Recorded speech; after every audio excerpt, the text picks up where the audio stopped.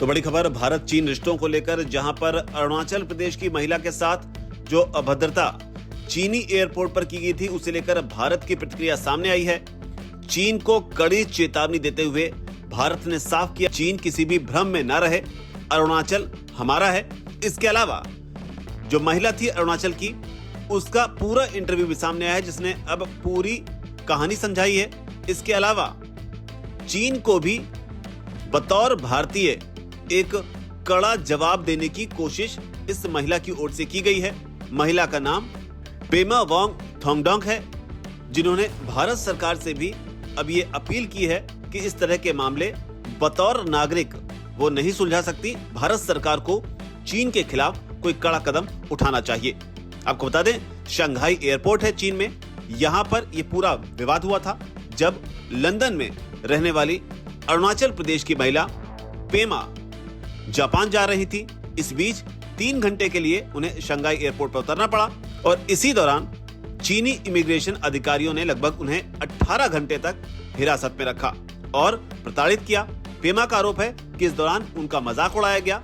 उनसे कहा गया कि आपके पास जो पासपोर्ट है ये इनवैलिड है, क्योंकि इसमें आपका जो बर्थ प्लेस है यानी कि जन्म का स्थान है वो अरुणाचल प्रदेश है और अरुणाचल चीन का हिस्सा है, इसलिए आपको चीनी पासपोर्ट के लिए अप्लाई करना चाहिए। तो इस तरह से पेमा को प्रताड़ित किया गया। 18 घंटे शंघाई एयरपोर्ट पर उन्हें रोक कर रखा गया, हिरासत में लिया गया, जिसके बाद में जो भारतीय दूतावास के अधिकारी थे, जब उनसे संपर्क किया गया तो भारतीय दूतावास के अधिकारियों ने मौके पर पहुंचकर महिला को यहां से छुड़ाया। लेकिन अब महिला का एक इंटरव्यू सामने आया है, जिसमें उन्होंने खुलकर अपनी बात रखी है और चीन को भी कड़ी नसीहत दी है। भारत की ओर से इसे लेकर जो कुछ कहा गया है, उसमें सूत्रों के हवाले से बताया जा रहा है कि महिला यात्री को एकदम हास्यास्पद और निराधार आधार पर रोका गया था। तो ये भारत ने कड़े शब्दों में चीन से कहा है, अरुणाचल प्रदेश निर्विवाद रूप से भारत का अभिन्न अंग है और इसके निवासी पूर्ण अधिकार के साथ भारतीय पासपोर्ट जो है उसे रखते हैं और उससे विश्व में कहीं भी यात्रा कर सकते हैं।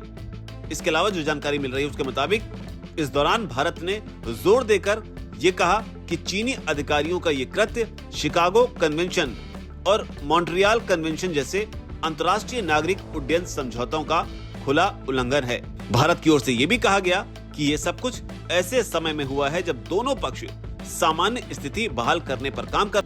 गलवान में हुई हिंसा के बाद लगातार तनाव बना हुआ था, जिसके बाद में एससीओ समिट में भारत और चीन के बीच हाल फिलहाल के दिनों में नजदीकियां देखने को मिली। लेकिन अब ऐसे में अरुणाचल की महिला के साथ ये शोषण का जो व्यवहार है, इसने एक नई समस्या पैदा कर दी है। और ये पूरा घटनाक्रम तब हो रहा है जब अमेरिका की ओर से भारत पर टैरिफ के जरिए दबाव बनाया जा रहा था, जिसके बाद भारत ने चीन से अपनी पुरानी दुश्मनी को भूलते हुए उसके साथ मिलकर आगे बढ़ने का फैसला किया। चीन, रशिया और भारत तीनों मिलकर RIC के तहत जो है वो आगे बढ़ रहे हैं ताकि अमेरिकी दबाव से निपटा जा सके। लेकिन जो बड़ी बात है वो ये है कि महिला का पूरा इंटरव्यू सामने आया है, जिसमें बतौर भारतीय उन्होंने चीन को कड़ा जवाब देने की कोशिश की है। पेमा ने कहा है कि हम शुद्ध हिंदी बोलते हैं, हमें चाइनीज का C भी नहीं आता है, इसमें कहने की कोई बात ही नहीं है। निश्चित रूप से हम भारत का हिस्सा हैं, हम सभी भारतीय हैं, हमें चीन में तो कोई अधिकार नहीं मिला है, हम चीन में तो वोट नहीं देते हैं। तो ये अरुणाचल की बेटी, भारत की बेटी का चीन को दो टूक जवाब है। इस दौरान उन्होंने जो भी घटना शंघाई में घटी उसे डिटेल में बताते हुए ये भी कहा कि मैं एक भारतीय नागरिक हूँ, लगभग 14 साल से यूके में रह रही हूँ और मैं शंघाई में एक ट्रांजिट के जरिए लंदन से जापान जा रही थी। मैं लाइन में खड़ी थी, तभी चीनी इमिग्रेशन की एक अधिकारी आई और मुझे लाइन से अलग कर दिया। मैंने उनसे पूछा कि ये क्या हो रहा है और उन्होंने कहा अरुणाचल इंडिया नहीं है, चीन का हिस्सा है, आपका वीजा मंजूर नहीं है, आपका पासपोर्ट इनवैलिड है। पेमा ने आगे बताया, जब मैंने उनसे सवाल करने की कोशिश की और पूछा कि दिक्कत क्या है, तो उन्होंने कहा कि अरुणाचल इंडिया का हिस्सा नहीं है और वो मेरा मजाक उड़ाने लगी और हंसने लगी और कहा तुम्हें चाइनीज पासपोर्ट के लिए अप्लाई करना चाहिए, तुम चाइनीज हो, तुम इंडियन नहीं हो। पेमा ने आगे बताया कि मैं पहले भी शंघाई से बिना किसी दिक्कत के गुजरी हूँ, मैं बहुत लंबे समय तक अपने परिवार से बात नहीं कर पाई। उन्होंने ये भी कहा कि चाइना ईस्टर्न का एयरलाइन स्टाफ और करीब 2 और इमिग्रेशन ऑफिसर अपनी भाषा में बात कर रहे थे और अरुणाचल की ओर इशारा करते हुए हंस रहे थे और उसे इंडिया नहीं बल्कि चाइना कह रहे थे।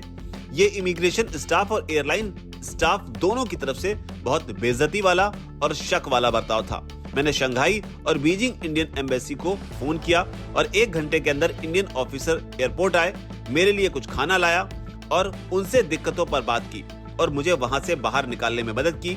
ये बहुत लंबी मुश्किल थी, 18 घंटे तक मैं वहां फंसी रही, लेकिन खुशी है कि मैं वहां से बाहर आ गई। और इसी कड़ी में उन्होंने भारत के प्रति अपनी निष्ठा को जाहिर करते हुए चीनी अधिकारियों को कड़ा संदेश देने की कोशिश की।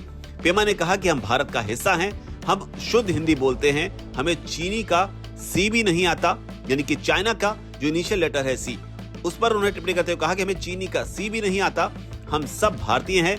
मैं ये जागरूकता फैलाना चाहती हूँ कि भारत के उत्तर पूर्व में रहने वालों को इस तरह की परेशानी का सामना नहीं करना चाहिए, जैसे कि उन्हें यह कहकर बुलाया जाए कि आप उस देश का हिस्सा नहीं हैं जिसके आप इतने गर्व से नागरिक हैं। मैं चाहूंगी कि भारत सरकार इस मुद्दे को चीनी अधिकारियों के साथ डिप्लोमेटिक लेवल पर उठाए। ये ऐसी बात नहीं है जिसे कोई आम नागरिक सुलझा सके। मैं बस भारत सरकार से अनुरोध करना चाहूंगी कि ऐसे मामलों में चीनी अधिकारियों और सरकार के खिलाफ सख्त कार्रवाई की जाए। तो ये बड़ा बयान पेमा वांग का। हालांकि भारत और चीन के रिश्ते जरूर सुधर रहे हैं, लेकिन क्या आपको लगता है कि इस मामले पर भारत के प्रधानमंत्री को और भारत सरकार को या भारत के विदेश मंत्रालय को खुलकर एक बयान जारी करना चाहिए? क्योंकि अरुणाचल प्रदेश एक ऐसा मामला है जिसे लेकर चीन अक्सर पैंतरेबाजी करता रहता है। अरुणाचल प्रदेश के जो लोग चाइना जाते भी हैं तो उन्हें कई बार स्टेपल्ड वीजा देकर भी परेशान करने की कोशिश जो है वो चीन की ओर से की जाती है। इस पूरे विवाद पर आपकी क्या राय है? आपकी जो भी राय है उन जगह कमेंट सेक्शन में जरूर लिखें। धन्यवाद।